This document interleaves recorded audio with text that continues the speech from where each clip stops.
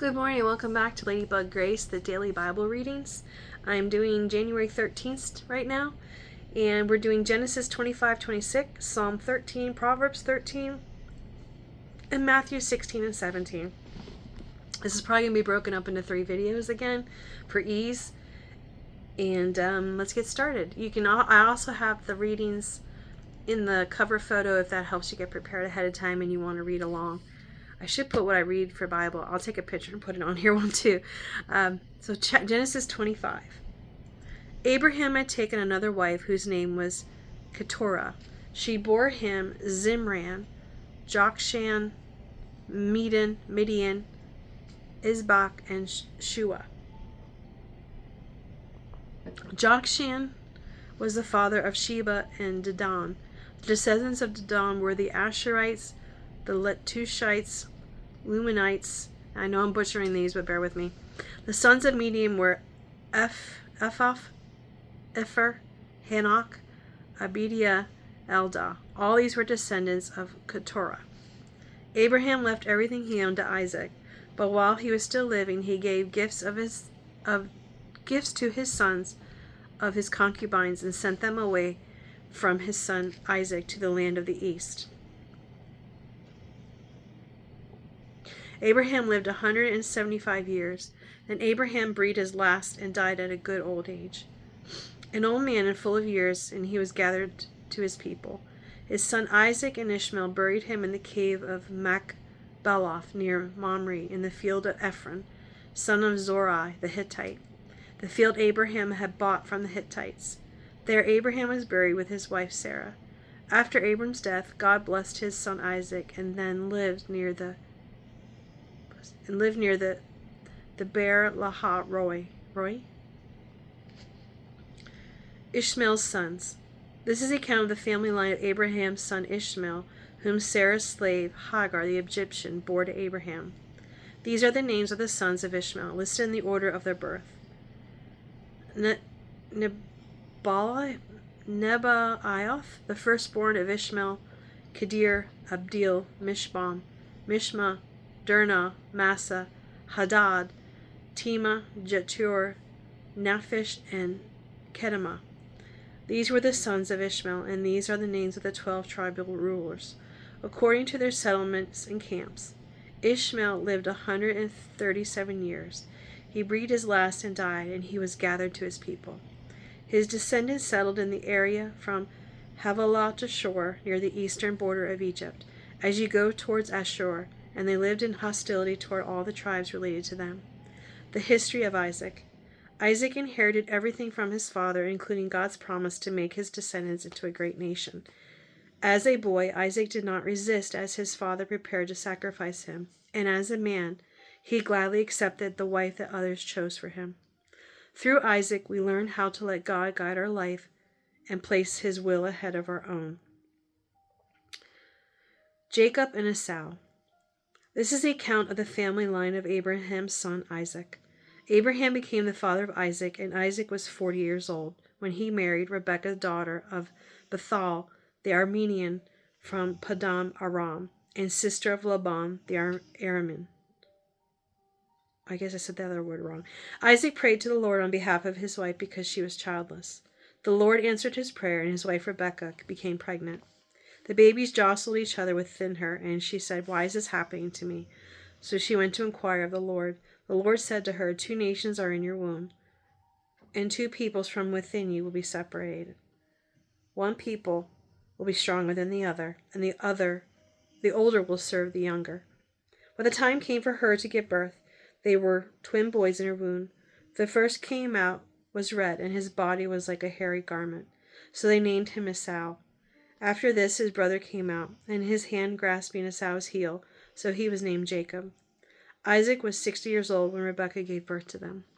The boys grew up, and Esau became a skillful hunter, a man of the open country, while Jacob was content to stay at home with the tents. Isaac, who had a taste for wild game, loved Esau, but Rebekah loved Jacob. Once Jacob was cooking some stew. Esau came in from the open country, famished. He said to Jacob, "Quick, let me have some of that red stew. I'm famished." That is why he is also called Edom. Jacob replied, "First sell me your birthright." "Look, I am about to die," Esau said. "What good is the birthright to me?" But Jacob said, "Swear to me first." So he swore an oath to him, selling his birthright to Jacob.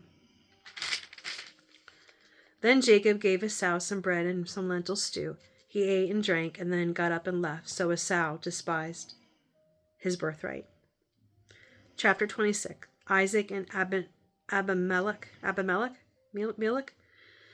Now there was a famine in the land, besides the previous famine in Abraham's time. And Isaac went to Abimelech, king of the Philistines in Gerar. The Lord appeared to Isaac and said, "Do not go down to Egypt. Live in the land where I tell you to live. Stay in this land for a while, and I will be with you, and I will bless you. For to you and your descendants I will give all these lands, and will confirm the oath I swore to your father Abraham. I will make your descendants as numerous as the stars in the sky, and will give them all these lands, and through your offspring all nations on earth will be blessed. Because Abraham obeyed me and did everything I required of him, keeping my commands, my decrees, and my instructions." So Isaac stayed in Gerar. When the men of that place asked him about his wife, he said, "She is my sister," because he was afraid to say, "She is my wife." He thought the men of this place might kill me on account of Rebekah, because she is beautiful.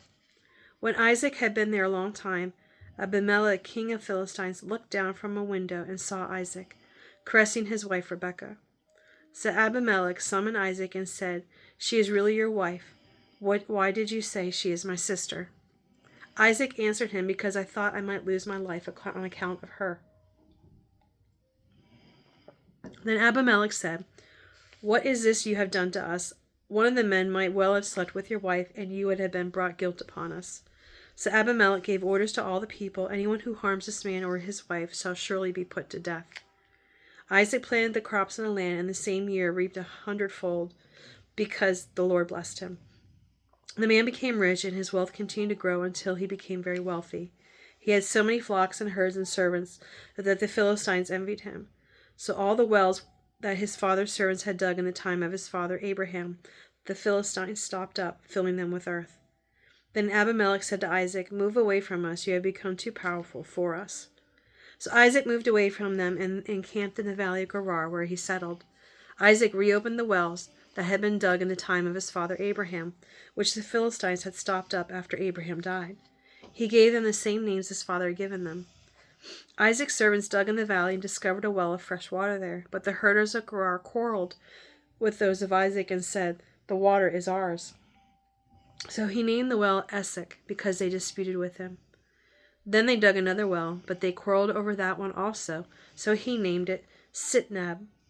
He moved on from there and dug another well, and no one quarreled over it, so he named it Rehoboth, saying, "Now the Lord has given us room, and we will flourish in the land." From there he went to Beersheba. That night the Lord appeared to him and said, "I am the God of your father Abraham. Do not be afraid, for I am with you. I will bless you and will increase the number of your descendants, for the sake of my servant Abraham." Isaac built an altar there and called on the name of the Lord. There he pitched his tent, and there his servants dug a well. Meanwhile, Abimelech had come to him from Gerar, and Ashu was his personal advisor, and Phicol the commander of his forces. Isaac asked them, "Why have you come to me, since you are hostile to me and sent me away?" They answered, "We saw clearly that the Lord was with you, so we said, there ought to be a sworn agreement between us and you. Let us make a treaty with you that you will do us no harm, just as we did not harm you, but always treated you well and sent you away peacefully. And now you are blessed by the Lord." Isaac then made a feast for them, and they ate and drank. Early the next morning, the men swore an oath to each other, and Isaac sent them on their way, and they went away peacefully. That day Isaac's servants came and told him about the well they had dug. They said, "We have found water." He called it Shibah, and to this day the name of the town has been Beersheba. Whew, that was long, but I'm going on to the next ones. Bye.